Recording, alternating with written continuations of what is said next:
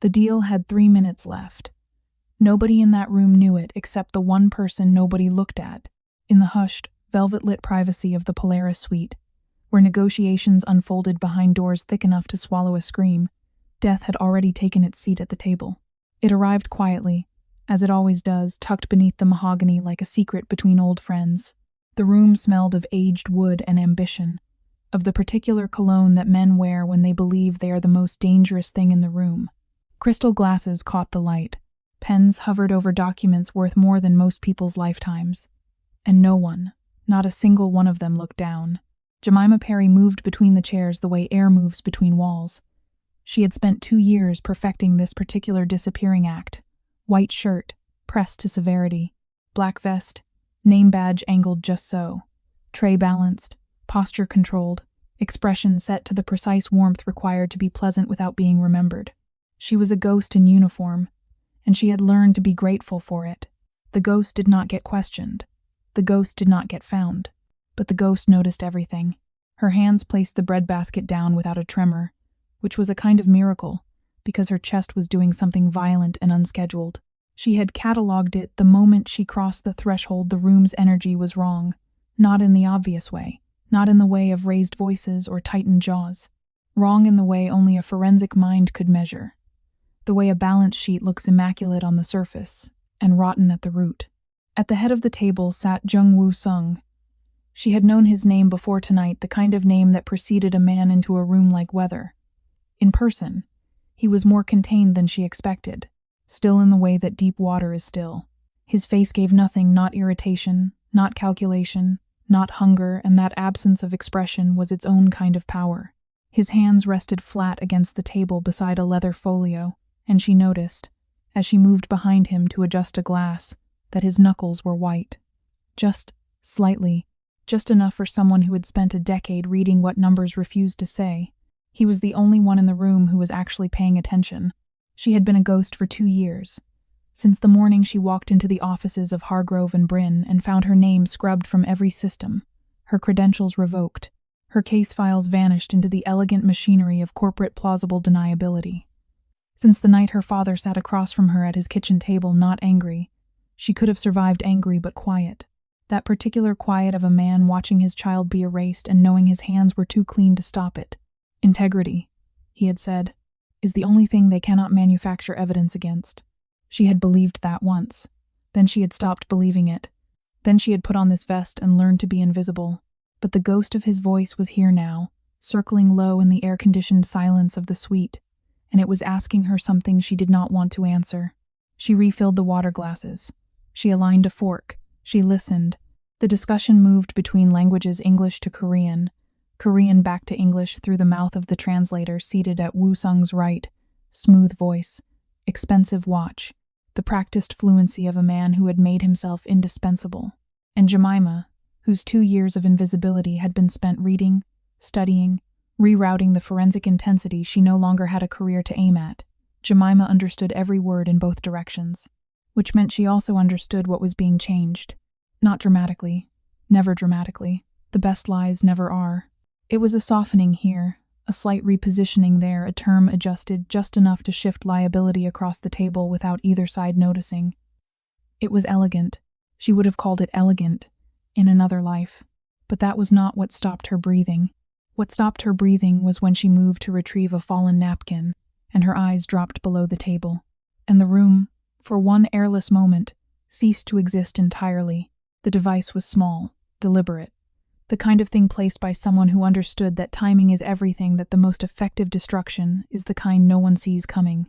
The digital face counted down in red, indifferent to the crystal glasses above it, indifferent to the deal being signed, indifferent to the man whose hands were white-knuckled against the table, because some part of him already knew the room was wrong.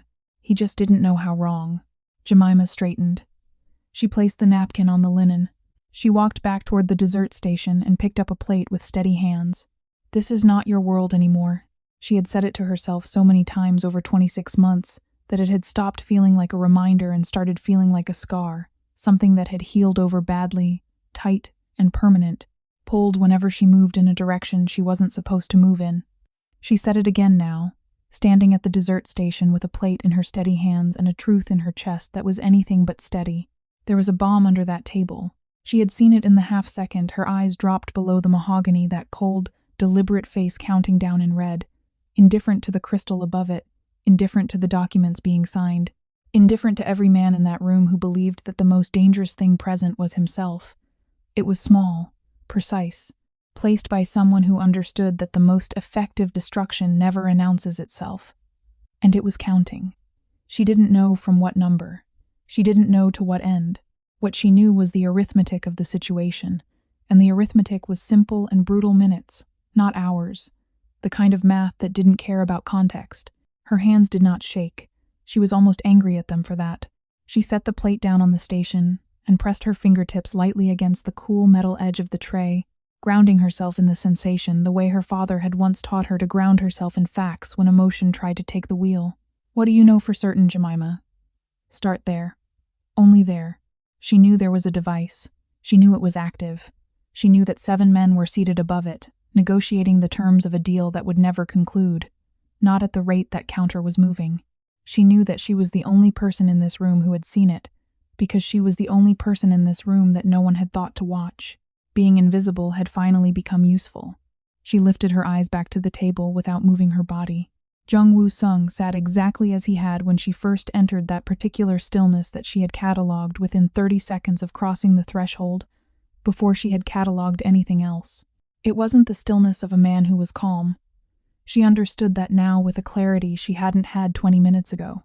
It was the stillness of a man whose instincts were already firing, who already felt that something in the room's architecture was wrong, but who had not yet located the source. His hands were flat on the table. The knuckles were pale. His eyes moved in a pattern too deliberate to be casual across the Americans. Back to Julian, down to the documents, back to the Americans like a man running a calculation he didn't have all the variables for. He was looking for the wrong thing in the right place.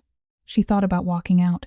She catalogued that option with the same forensic honesty she applied to everything, laid it flat, examined it, refused to dress it in anything more comfortable than what it was. Walking out meant 7 men died in a sealed room. It meant the blast investigators would find her name badge in the wreckage.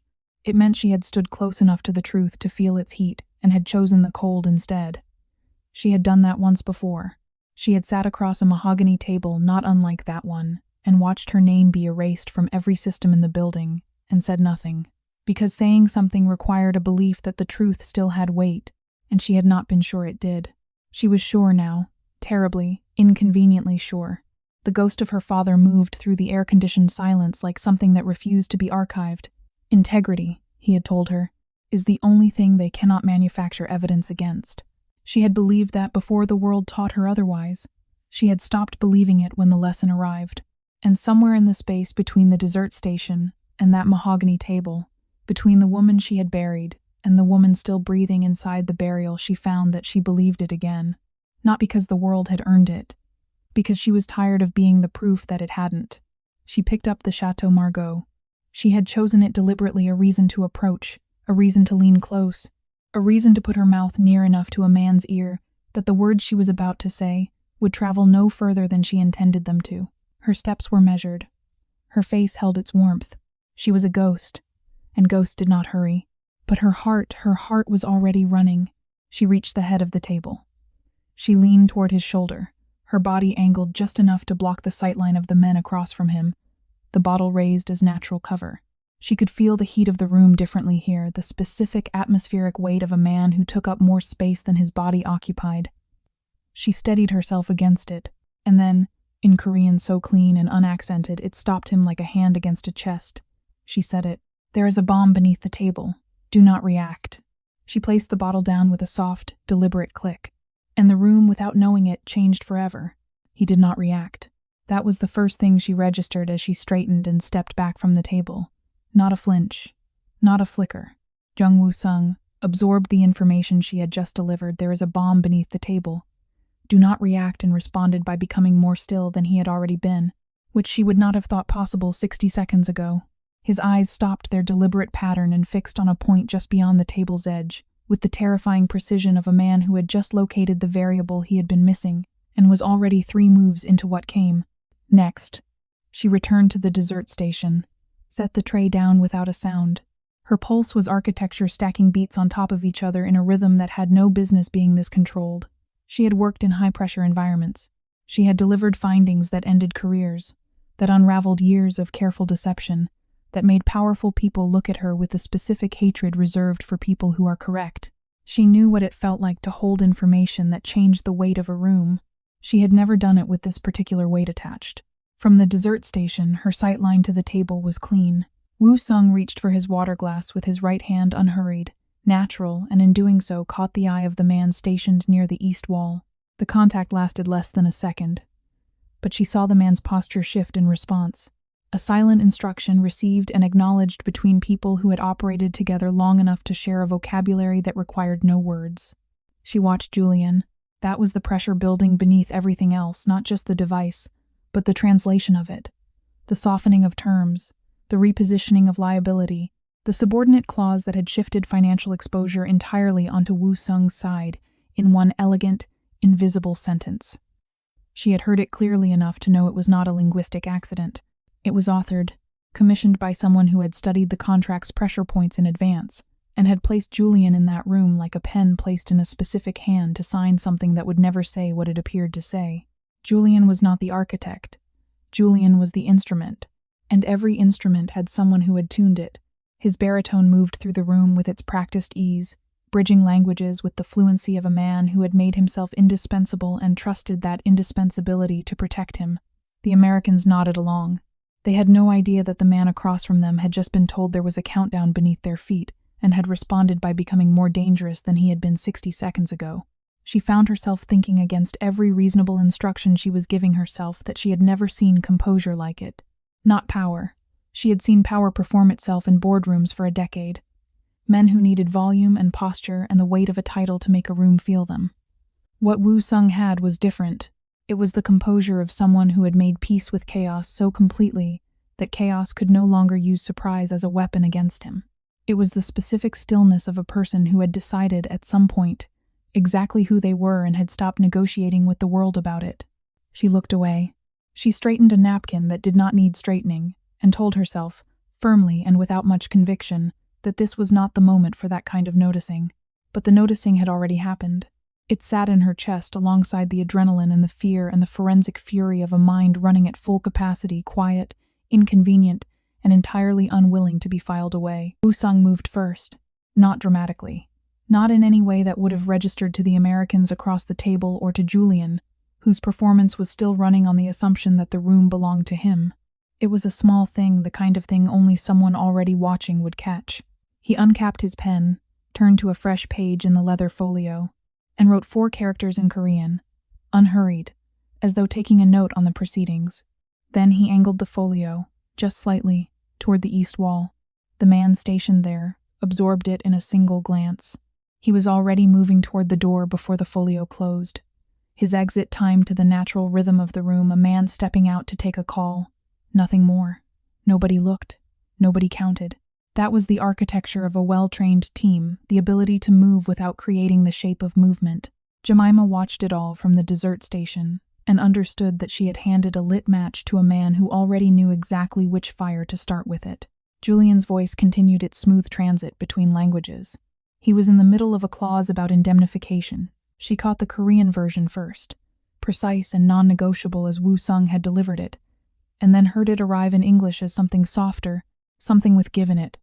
Something the Americans could pull at later in a courtroom and find yielded in their direction. It was meticulous work, the kind that required not just fluency, but foresight, an understanding of how legal language behaves under pressure, which specific words carry weight and which ones dissolve when tested. Julian had not stumbled into this role. He had been built for it, or had built himself for it, which was somehow worse. She thought about her own fluency.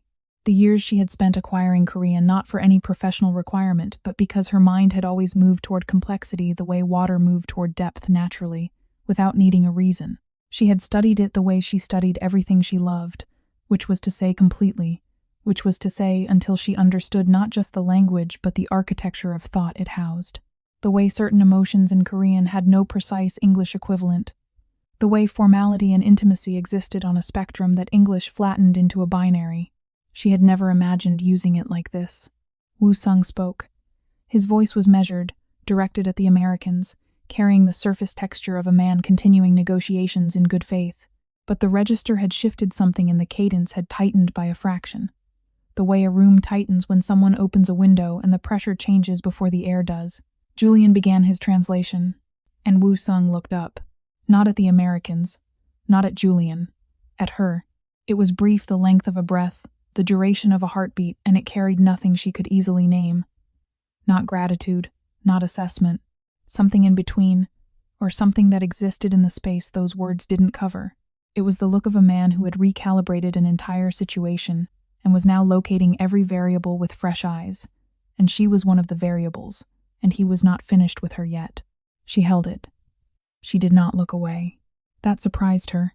In 26 months, she had perfected the art of the dropped gaze, the small, practiced deference of someone who had learned that being overlooked was a form of protection.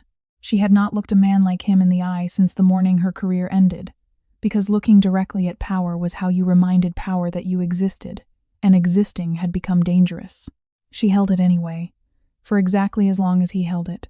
Then he looked back at the Americans and said something in Korean that Julian translated as a request for a brief recess. The Americans agreed easily. The confidence of men who believed a recess meant the other side was softening. They pushed back their chairs with the unhurried ease of people who did not know what was beneath them. Jemima felt her chest constrict as they stood, the irrational terror of proximity, of men moving around a table that held something counting down in red. But Wu Sung's security had already shifted into a formation so natural it looked like coincidence bodies redirecting foot traffic, creating pathways away from the table's underside, guiding without appearing to guide. Within 4 minutes, the room had emptied of everyone except Wu Sung, 2 of his men, and the distant, professional hum of a building that did not yet know what it had almost lost. The device was located, neutralized, removed with the quiet efficiency of people who had contingencies for contingencies. And then there was silence. Wu Sung stood at the head of the empty table, his hands resting on the back of his chair, looking at the space where the documents had been. He did not look relieved. He did not look shaken. He looked like a man taking precise inventory of a situation he intended to fully understand before he took his next step. He turned. Jemima was still at the dessert station. She had not moved. She was not sure her legs had received the instruction to move. She was standing in the wreckage of the last 20 minutes with a clarity so acute it was almost painful. The particular lucidity that arrives after adrenaline finishes its work and leaves everything raw and overbright. His voice, when it came, was quiet, unhurried, in English, which told her something that he was choosing not to reveal yet what he knew about what she had revealed. "Stay," he said. It was not a request, but it was not unkind, and she stayed. The suite felt different, empty, larger, somehow. The amber lighting that had made the room feel intimate during the meeting now fell across the remnants of the evening, with the particular exposure of a stage after the audience has left half-empty glasses, an uncapped pen beside a leather folio, the chair Julian had occupied, still slightly angled from the table, as though he had only stepped away for a moment and expected to return to it. He would not be returning to it. Wu Sung stood at the window with his back partially to her, hands clasped behind him. He had instructed his 2 remaining men in Korean before they left low, precise, without repetition. Pull everything on Julian. Financial records, communications, travel history for the past 18 months, not just what he did, who built him to do it, how far back the construction went, and who else inside the organization had been part of the architecture. He spoke the way she used to write reports. Conclusions first, evidence second, no wasted language. When the men were gone, he stayed at the window for a moment that she did not interrupt. She understood by now that his silences were not empty. They were purposeful, the thinking of a man who had decided that speaking before a thought was complete was a form of imprecision he refused to practice. "You understood the translation," he said. It was not a question. "Yes." Both directions. "Yes." He turned. Not fully a partial turn that brought her into his sightline without making the moment confrontational. He studied her without urgency, with the quality of attention that does not rush toward conclusions because it is more interested in accuracy than speed. "You have been working here for how long?" 26 months. The recalibration was subtle, the adjustment of a man updating a calculation with a variable he had not previously weighted correctly. and before that, she walked through the opening he made. Senior forensic accountant, Hargrove and Bryn, International Division. I specialized in cross-border financial irregularities, specifically the kind designed to look like compliance while functioning as concealment. She held his gaze. I was good at it. I know, he said. You knew, she said carefully. Before tonight. I know the names of everyone in a room before I enter it, including the staff. He said it without apology, without gentleness, simply as fact. What I did not know was that you spoke Korean, or that you would use it the way you did. A pause. I underestimated you. I want you to know I am aware of that. The acknowledgement arrived without performance. No qualification, no deflection. Just the clean, direct accountability of a man who considered accuracy a form of respect. She had not received that particular combination, power and honesty, held in the same pair of hands in a very long time. Julian, she said, moving them forward. He wasn't working alone. The translation errors were too systematic. They required legal knowledge, not just linguistic fluency. Someone gave him the contract's pressure points in advance, told him exactly which clauses to soften, which to preserve, and precisely how to move liability without triggering your attention. She held his gaze. That person understood your organization well enough to know which voice you trusted most in that room. Julian was chosen because someone knew you would not question him. Something shifted in Woo-sung's expression. Not surprise, he was past surprise. Something colder and more deliberate than that. The specific focus of a man identifying the location of a wound. There is someone I want you to see, he said. He crossed to the door and opened it. One of his men brought Julian into the room with the quiet, irresistible efficiency of someone who had been waiting precisely for this instruction. Julian entered with the surface composure of a man who had prepared for this moment, the careful arrangement of an innocent face, the measured breath, the hands relaxed at his sides. He was good. She could see exactly how good he was, and it made her jaw tighten. Woo-sung did not raise his voice. He did not need to. He laid it out in English, every mistranslation, in sequence, with the specific clause number and the precise divergence between what had been said and what had been rendered. He did it the way she would have done it, methodically, without heat, with the devastating calm of someone who has already won and is simply ensuring the record is complete. Julian's composure lasted through the second clause. By the fourth, something behind his eyes had gone very quiet in the way of a performance that has run out of audience. Jemima watched him. She had promised herself she would not speak during this, that she would observe, catalogue, and let Woo-sung conduct what was his to conduct. But when Julian's eyes moved to hers with the specific calculation of a man locating the weakest point in a room, something in her straightened. Don't, she said quietly. Just that. One word. Julian looked at her for a moment, reading her the way she imagined he read everything. For the angle, for the opening, and found none. She held his gaze with the steadiness of someone who had spent 26 months being underestimated and had recently decided she was finished making that easy for people. He looked away first. Woo-sung's two men moved to flank Julian, not roughly, not dramatically, simply finally, the silent geometry of a verdict that had already been rendered. Julian was escorted from the room without another word, and the door closed behind him with the soft, pressurized click of something ending. The Americans had already been escorted out through a separate exit, informed, in the polished language of corporate necessity, that the evening's negotiations had concluded. They had left confused, recalculating, stripped of the confidence they had carried in with them. The deal was dead. The device that was meant to ensure it could never be renegotiated was gone, and the man they had underestimated was still standing at the head of an empty room, methodically accounting for everything that had tried to move against him tonight. He turned back to her.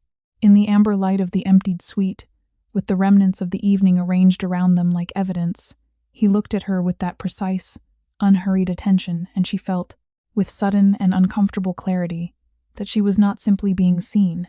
She was being understood, the specific and unfamiliar sensation of a person looking at you, and finding not a version of you but the actual you, without the distance or the interference of what they expected to find. "Sit down, Jemima," he said, quietly. "I think it is time you told me who you actually are." She pulled up a chair, and for the first time in 26 months, she did not make herself small before she began. She did not sit the way she had been sitting for 26 months.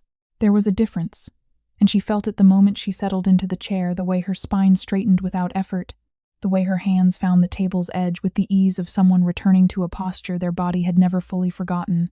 For 2 years, she had sat in staff briefings with her shoulders curved inward, her presence minimized, her intelligence carefully tucked behind the pleasant blankness of someone who was only there to take notes. It had become second nature. The smallness of it. She did not sit small now. The liability clause, she began, was the first point of manipulation. In Korean, you stated it as absolute no ambiguity, no room for reinterpretation under any jurisdiction. Julian translated it as preferred terms, which in an American legal context creates an entirely different burden of proof if the contract is ever challenged. That was not a linguistic error. That was a surgical insertion. She paused, watching him. But it was the indemnification clause that told me everything. The way he restructured it shifted the financial exposure from the American side entirely onto yours. Not partially, entirely. And he did it in one sentence, using a subordinate clause that would have been invisible to anyone who wasn't reading the Korean and English versions simultaneously. Woo Sung had not moved. His eyes had not left her face. Someone gave him the contract language in advance. She continued. Not the final version, the structural blueprint. The specific pressure points. Which clauses to preserve, which to compromise, and precisely how to compromise them without triggering your attention. She held his gaze. That person is not Julian. Julian is the instrument. I want to know who played him. The silence that followed was not empty. It had weight and texture, the particular quality of a silence between two people who are both thinking at speed and have mutually agreed, without saying so, to let the thinking finish before the speaking begins. OmniCorp, Woo Sung said. The word arrived in the room and did something to the air. Jemima went very still. It was not the stillness of someone who didn't recognize the name. It was the opposite, the involuntary arrest of a body that has just heard something it was not prepared to hear in this context, in this room, from this man. OmniCorp was a name she had carried for 26 months like a stone in the chest, a name that appeared nowhere in any official record of what had happened to her career because it had been too carefully removed from those records. But that lived in the forensic reconstruction she had done in her own time, on her own, in the apartment she could barely afford, with the files she had managed to preserve before her access was revoked. You know that name, he said. Not a question. They destroyed my career, she said. The simplicity of it surprised her how clean it sounded when said plainly, without the weight of everything it had actually cost. I was 18 months into an audit that would have exposed a network of offshore accounts being used to launder revenue through a series of shell companies. The audit pointed directly at a subsidiary of OmniCorp. 3 weeks before I was due to deliver my findings, I was accused of leaking client data. My credentials were revoked. My files were archived under a security protocol that required executive clearance to access. By the time anyone with that clearance looked at them, the trail had been sanitized. She paused. I was not fired for what I did. I was fired for what I was about to find. Woo Sung was quiet for a long moment. When he spoke, his voice carried something she hadn't heard in it before, not softness exactly, but a deliberate absence of the distance he had maintained since the room emptied. The parent company of the two Americans at this table tonight is OmniCorp's North American Investment Division. The stone in her chest shifted. They did not come here to negotiate, he continued. They came here to acquire, and if the acquisition failed, to ensure that what I know about their Pacific operations died in this room with me. His eyes held hers with an unwavering steadiness that she was beginning to recognize as his particular form of honesty, direct, undecorated, offered without performance. You saved my life tonight, Jemima. I do not say that to create a debt between us. I say it because it is precise, and I prefer precision. She absorbed that. The way he said her name not for the first time tonight, but differently now, as though he had decided it belonged in his mouth with more care than it had required before. They framed me, she said, and tonight they tried to kill you. That is not a coincidence. No, he agreed. It is a pattern. He leaned forward slightly, just enough that the distance between them, already charged with the evening's accumulated weight, became something she was actively conscious of. Which means you are not just a witness to what happened in this room tonight. You are evidence. And evidence, his voice dropped a register, quiet and deliberate, requires protection. She should have felt the clinical logic of that and nothing else. She felt considerably more than the clinical logic of that. I don't need protection, she said. I need what you have access to, the financial architecture of their Pacific network. The accounts, The intermediaries, the shell structures. I know what I was looking for 18 months in. I just never got to finish looking. Something shifted in his expression, not dramatically, never dramatically with him, but she was learning to read the smaller movements, the way his jaw released a tension she hadn't noticed it holding, the way his eyes held something that in another man, in another room, she might have called the beginning of admiration. Then finish, he said, and the word landed between them like a door opening. She went back to work the next morning. That was the part nobody would have predicted, not her manager, who handed her the breakfast service rotation without looking up from his clipboard. Not her colleagues who moved around the staff room with the particular tunnel vision of people who had long since stopped wondering about each other's inner lives, and certainly not the version of herself that had stood in the Polaris suite 6 hours earlier and told one of the most powerful men she had ever encountered that she wanted to finish what she had started. She put on the vest. She pinned the name badge. She balanced the tray. She was still a ghost. But the ghost knew something now that it hadn't known yesterday, that its invisibility was not a sentence. It was, if handled correctly, a strategy. The breakfast shift moved with its usual mechanical rhythm. Tables turned. Orders landed. Coffee was refilled before it was requested, because anticipation was the baseline requirement of this work, and she had always been better at it than the job deserved. She moved through the dining room with the same practiced fluency she had spent 26 months perfecting, and nobody looked at her. And for once that fact felt less like erasure, and more like cover. She was thinking about Julian. Specifically, she was thinking about the 18 months of positioning that must have preceded last night, the careful construction of a man inside Wu Sung's organization, trusted enough to be placed at a table that mattered, fluent enough to operate in the gap between languages where oversight goes to die. That kind of insertion required patience. It required resources, and it required someone inside Wu Sung's circle who had validated Julian's presence. Someone whose endorsement had made the questions stop before they started. Julian was not the architect. Julian was the door, and every door had a frame. She was running the calculation in the back of her mind, the part of her brain that had never learned to be fully off-duty, when her manager found her at the service station and told her, with mild confusion, that there was a car outside for her. Black. Private plates. The driver had asked for her by name. Not by her name badge name, her full name. She finished the table she was clearing, set the tray down with precision, and walked out through the service entrance into the gray morning air. The car was exactly as described, a sleek, unremarkable black sedan that managed to communicate considerable resources through its very determination to be unnoticed. The driver handed her a thick manila envelope without a word and waited. She opened it, standing on the pavement in her server's vest. The first page stopped her breath. It was a transaction record offshore, routed through 3 shell companies she recognized from her original audit, terminating in an account she had never been able to locate, because it had been created 11 days before her access was revoked. The account that had received the payment that had been used to bribe the 2 technicians who had fabricated the data breach evidence against her.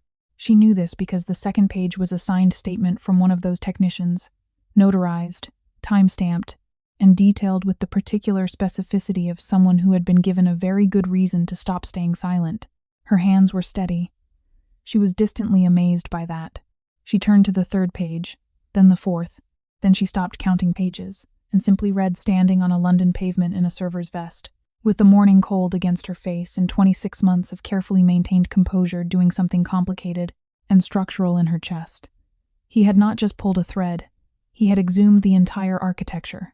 Fabricated emails, traced to their origin server, offshore money trails, mapped to their endpoints. The name of the OmniCorp executive who had authorized the operation against her, a name she had suspected, had circled in her own private reconstruction of events, but had never been able to prove. Marcus Thorne, chief of OmniCorp's Covert Compliance Division, the same man who had signed off on Julian's placement 18 months ago, the same man who had been in the room last night, not at the table, never at the table. Men like Thorne never sat at the table, but in the infrastructure of it, in the translation, in the device beneath the mahogany, in the entire carefully engineered attempt to end Wu Sung's Pacific operations and silence the one audit that had ever come close to finding the accounts that funded all of it. She had not been collateral damage. She had been a target. Specifically, deliberately. A target because 18 months into her audit she had gotten close enough to the truth that removing her had been cheaper than hoping she wouldn't find it. The manila envelope held the proof of all of it. She stood with it in her hands and felt something she had not allowed herself to feel in 26 months. Not relief exactly, and not triumph, but something older and more fundamental than either. The specific sensation of a floor returning beneath your feet after a very long time of not being sure there was one. Her phone vibrated. A message. No name attached, but she recognized the precision of the language immediately. Short, undecorated, exact. When you are ready. Not before. She looked at the message for a long moment. Then she looked down at the envelope. Then she looked up at the gray morning sky above the city, which was doing nothing remarkable, which was simply being the sky, indifferent and vast and present. She typed back 2 words. Tomorrow. 8. Then she walked back inside, picked up her tray, and finished her shift. She wore the suit. It had been living at the back of her wardrobe for 26 months in a dry cleaning bag she had never opened. Charcoal gray, Italian cut, the kind of garment that had been purchased for a version of her life that she had subsequently been informed no longer existed. She had moved it from her old apartment to this one without unpacking it, the way people carry certain things not because they believe they will use them again, but because throwing them away requires a certainty about the future that grief does not permit. She unzipped the bag at 6:45 in the morning and stood looking at it for a moment that was longer than she intended. Then she put it on. It still fit.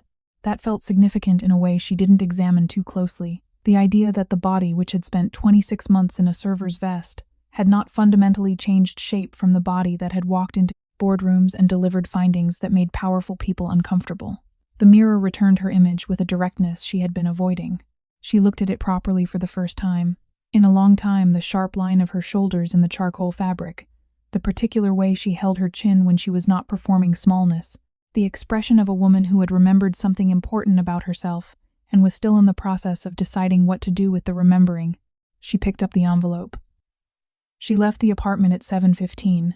The building that housed Woo Sung's London operations was exactly the kind of structure that communicated power by refusing to announce it glass and steel, unmarked at street level, the lobby sparse and immaculate in the way of places that have never needed to perform accessibility, because accessibility was never the point. The woman at the reception desk looked at Jemima with the polite, assessing gaze of someone trained to distinguish between people who belonged and people who believed they did.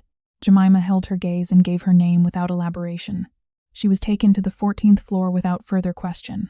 The office was not what she expected, which meant she had been expecting the wrong things, the theatrical trappings of a certain kind of power, the oversized desk, and the diplomas, and the particular furniture of a man who needed his environment to do the work of intimidating people before he arrived. There was none of that. The room was spare and precise, with the quality of a space organized by someone who had decided long ago that their attention was the room's most valuable asset and had arranged everything accordingly. One long desk, a narrow console holding a single lamp, floor-to-ceiling windows looking out over the city's morning geometry. Woo Sung stood at the window with his back to her, his hands clasped behind him in that posture she was beginning to recognize as his version of stillness, not absence, but focus turned inward. He was already dressed, already composed, already several moves into whatever the day required of him. She wondered briefly if he had slept. She wondered, then, why she was wondering. He turned when he heard her enter. His eyes moved across her once not intrusively, not with the particular male inventory she had learned to deflect over years of professional life, but with the attention of someone updating a mental record, taking in the suit, the envelope, the way she was standing. "You look like yourself," he said.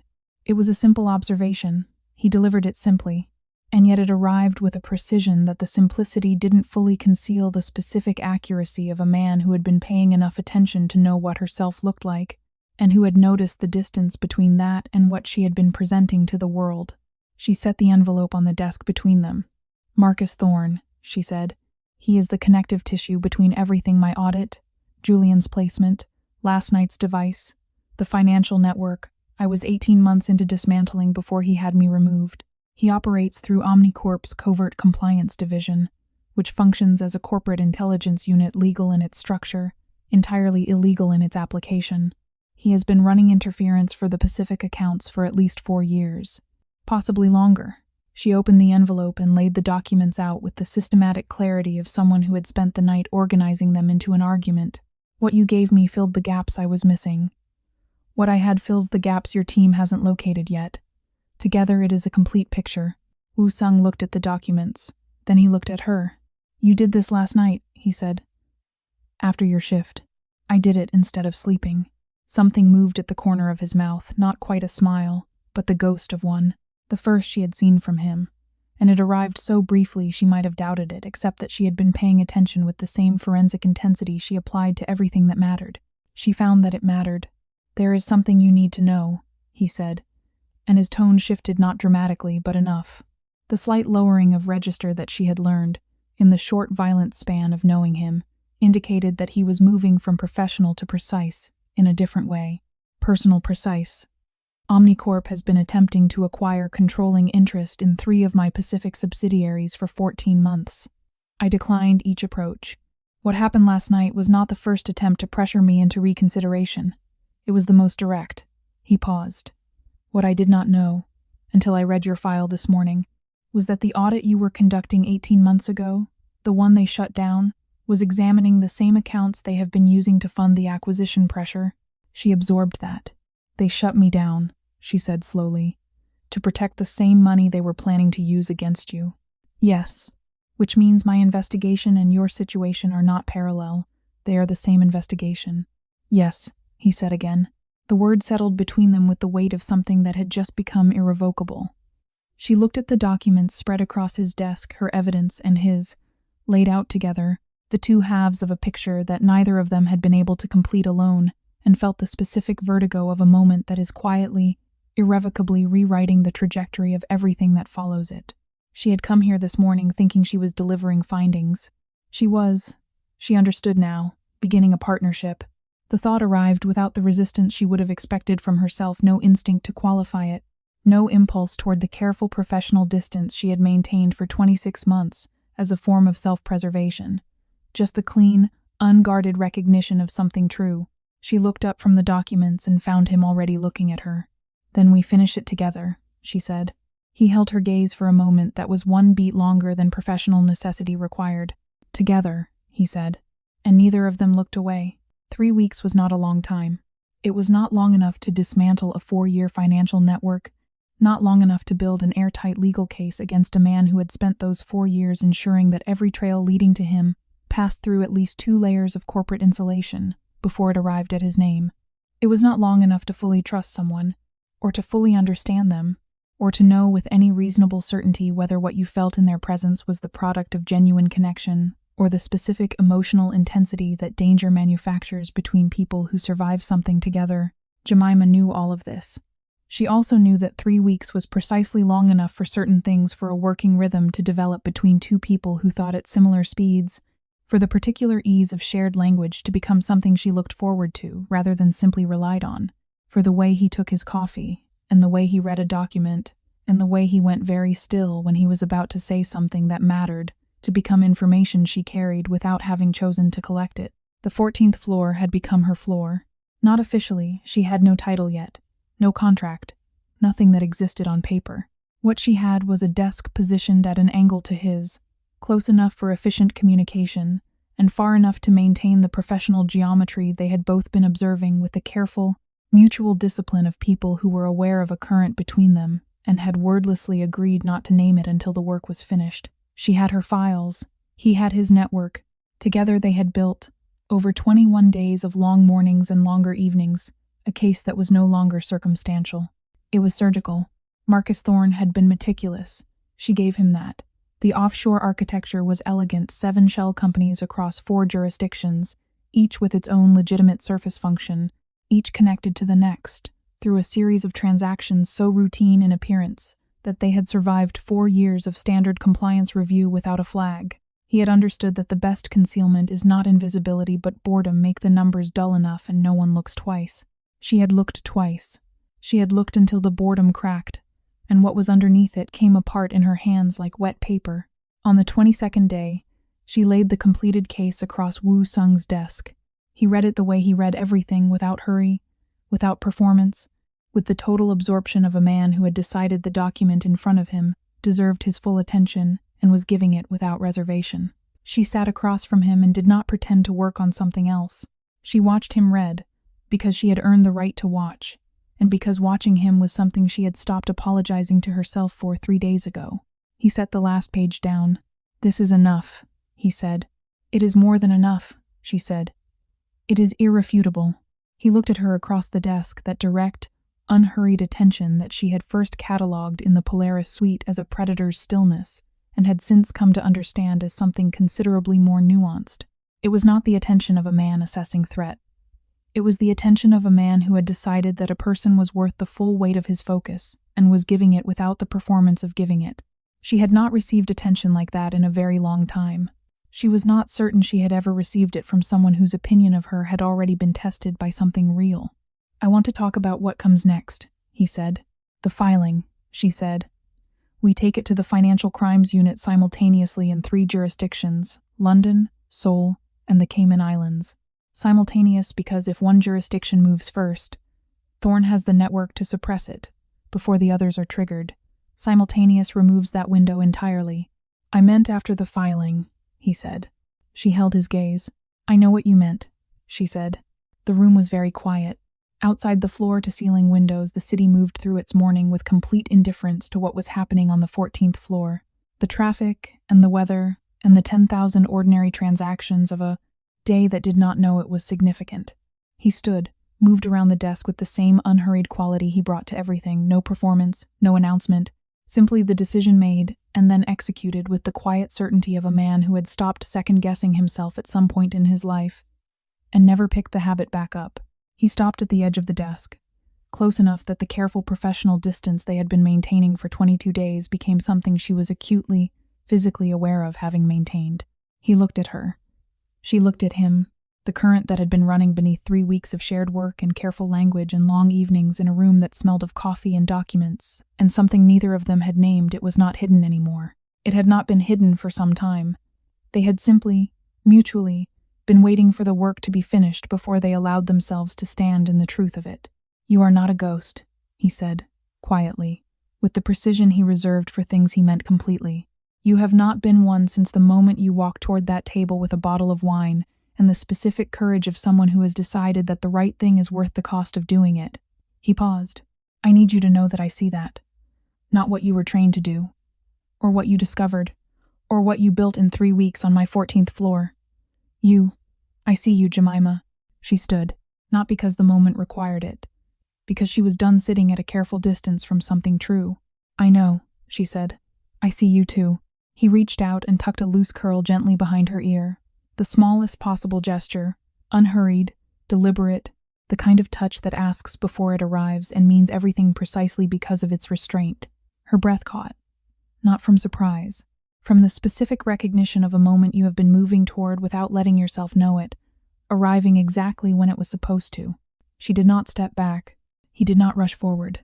They simply stood in it, the accumulated weight of 23 days and 1 violent night and 2 people who had found each other in the wreckage of things that were supposed to destroy them, and let it be exactly what it was: real, chosen, unhurried. The city moved outside the window. The document sat finished on the desk, and for the first time in 26 months, Jemima Perry was not a ghost in someone else's story. She was the author of her own. The briefing ran for another 40 minutes. When it concluded, the room emptied with the purposeful efficiency of people who had left with more to do than they had arrived with, which was exactly the intended outcome. Sujin was the last to leave. At the door, she paused, turned back, and looked at Jemima with the precise, evaluating gaze of a woman who did not distribute her respect casually and knew it. "The dual language audit protocol," she said. "The jurisdictional simultaneity. That is not a framework someone builds from theory." A pause. "That is a framework someone builds from loss." She left before Jemima could respond. Jemima stood alone at the head of the table and let the silence settle around her. Outside the floor-to-ceiling glass, Seoul moved through its late afternoon with the unhurried vitality of a city that had been taken apart and rebuilt so many times that resilience was no longer a quality it practiced, it was simply what it was made of. The Han River caught the light to the south. The old palace sat in its permanent quiet to the north, and between them the city breathed, indifferent and alive, carrying its history in its bones without being buried by it. She understood that more than she once had. She heard the door. She knew his walk by now, the particular rhythm of it, unhurried and even, the footfall of a man who had decided long ago that urgency was a performance he didn't need to give. She had learned him in layers over 6 months, the way he read a document, The way he held his coffee going cold because he had forgotten it existed. The way he went very still in meetings when someone said something that interested him. The way he looked at her when he thought she wasn't watching, and the way he looked at her when he knew she was. She had catalogued all of it with the same forensic precision she applied to everything that mattered. He came to stand beside her at the window. Close. The kind of close that had long since stopped requiring explanation between them, that had moved somewhere in the accumulated days of shared work and long evenings, and the particular intimacy of rebuilding something together, from deliberate to simply true. His shoulder was warm against hers. His eyes were on the city. Sujin is going to be difficult, he said. Sujin is going to be excellent, Jemima said. Difficult and excellent are the same thing at the beginning. She felt, rather than saw, the smile. She had become fluent in the small movements of a face that had spent years giving very little away, and was learning, in the privacy of moments like this one, that giving something away to the right person was not exposure. It was a choice, a deliberate, specific, irreversible choice. The board approved the soul expansion, he said. I know. Sujin told me before the meeting. He turned his head to look at her. You knew before you presented. I always know before I present, she said. That is not arrogance. That is preparation. He looked at her the way he had looked at her on the 14th floor 6 months ago, with the full, unhurried weight of attention that did not perform itself. She had stopped finding it unsteadying somewhere around the 3rd week. She had started finding it the thing she oriented toward, the way a room orients toward its light source, without making a conscious decision to do so. There is something I have been meaning to say, he said. She waited. With him she had learned to wait not passively, not with the old deference she had once mistaken for patience, but with the active stillness of someone who understood that what he said when he had finished thinking was always worth the space before it. When you walked into the Polaris suite that night, he said, I had already decided the room was wrong. I had run the calculation 6 different ways, and kept arriving at the same conclusion, that something in the architecture of the evening had been compromised, and that I did not yet have enough information to locate it. He paused, and then a woman I had not looked at carefully enough leaned toward my shoulder with a bottle of wine, and told me in perfect Korean exactly what I needed to know. Another pause, longer this time. I have thought about that moment more than I have told you. She turned to face him. What have you thought about it? She asked. Not to redirect him, because she wanted the actual answer. He met her eyes with the directness that was simply the way he was built, no artifice, no management of impression, just the unguarded honesty of a man who had decided she was worth his truth. That I was looking for the thread in the room, he said, and what I found instead was you. The city moved outside the glass. The river caught the last of the afternoon light and held it for a moment amber and gold, the specific warmth of a day deciding to end beautifully rather than simply ending. She felt it on her face through the window. Felt his eyes on her face with the same warmth, the same quality of light that asks nothing and offers everything. She reached up and touched his jaw slowly, with the deliberateness she had learned from him, the gesture of someone who had earned this moment through every difficult thing that had preceded it and was not going to rush it now that it had arrived. He turned into her touch. His hand came up to cover hers, not to hold it in place, simply to meet it. The way 2 people meet when they have stopped pretending they are not moving toward each other. I spent 2 years being invisible, she said quietly. I thought it was the only way to stay safe. I thought if no one looked at me, nothing could reach me. She held his gaze. I was wrong. The only thing invisibility protected me from was this, from being found by something real. He brought her hand from his jaw and held it between both of his carefully. The way you hold something you have decided matters. His thumb moved across her knuckles in the same slow, deliberate way it had on the 14th floor 6 months ago, except that now there were no documents on the desk between them, no careful professional distance to observe, no reason to let the moment pass unreceived. You were never invisible to me, he said, not from the moment you walked in. She leaned forward and kissed him, not urgently, not with the compressed desperation of something that had been held back too long, with the specific, unhurried certainty of 2 people who had taken the long way to arrive somewhere and found, upon arriving, that the long way had been exactly right, that every delay and every careful distance and every moment of deliberate restraint had been a form of building, and that what they had built was solid in the way that only things made slowly and honestly ever are. He kissed her back with the same quality of attention he gave everything that mattered to him completely, without reservation, without the performance of it. Outside, soul held its breath for no one. But inside the 31st floor, in the last of the afternoon light, Jemima Perry stood in the life she had rebuilt from the truth and let herself be known by the one person who had seen her clearly from the beginning. She was not a ghost. She was not a victim. She was not the debt of what had been taken or the sum of what had been done to her in the dark. She was the woman who had spotted what no one else looked for, who had spoken when silence was the price of safety, who had walked toward a dangerous table with steady hands and rewritten the entire geometry of her life in the length of a whispered sentence. She was a fortress, and she had not built it alone. If Jemima's journey from ghost to fortress moved something in you, subscribe and stay close. The next story is already waiting, and it begins exactly where you least expect it.